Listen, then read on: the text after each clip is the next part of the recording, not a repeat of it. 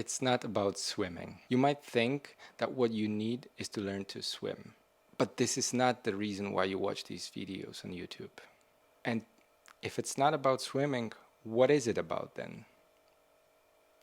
Well, it's about overcoming your fears, because doing this is an act of courage.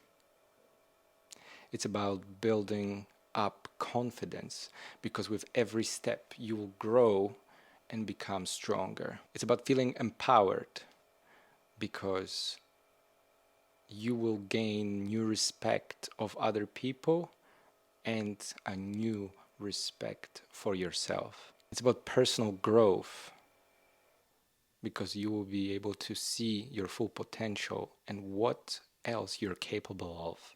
And it's about building a new identity, because the old you will have to fade away into the distance and you will have to become a brand new person. There are other people like you who have been through this transformation. Why don't you start your own today?